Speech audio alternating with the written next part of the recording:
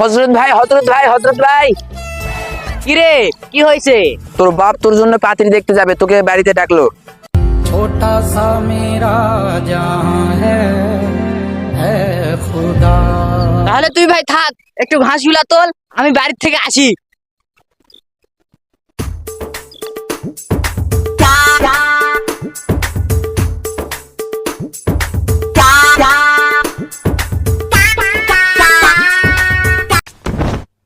কে কে সেই পাপিষ্ট যে আমার ধ্যান ভঙ্গ করলো?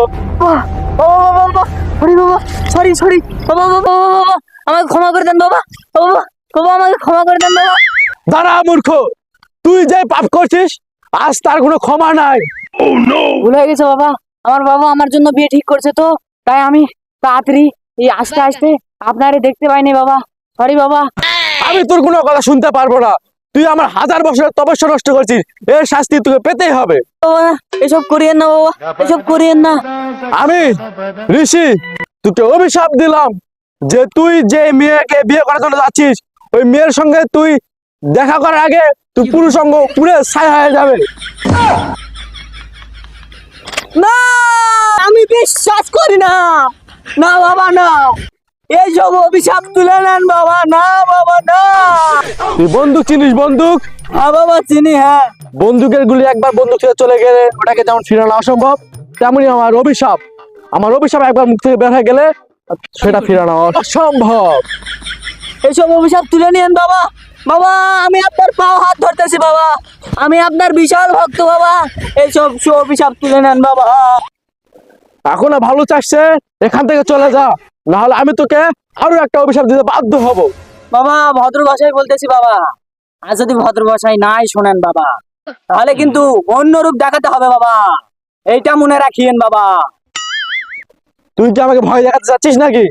হ্যাঁ হ্যাঁ বাবা, আপনাকে ভয় দেখাতে লাগবে? তুই যাই কর, আমার মুখের বলা অভিশাপ এটা অসম্ভব ব্যাপার। এখন ভদ্রতা দেখালাম, আপনি ভদ্রতার যোগ্যই না, এবার আপনাকে শুরু করতে হবে।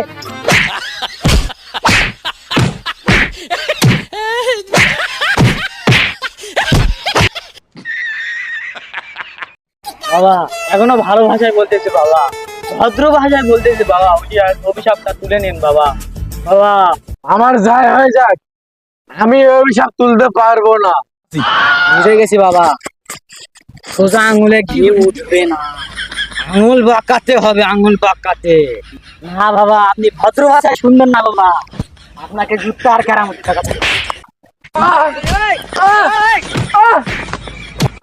আমি তোর অভিশাপ তুলে নিলাম বাবা, তুই চলে যা, চলে যা। ও বাবা, বাবা গো, আমি আর কাউকে অভিশাপ দিব না বাবা।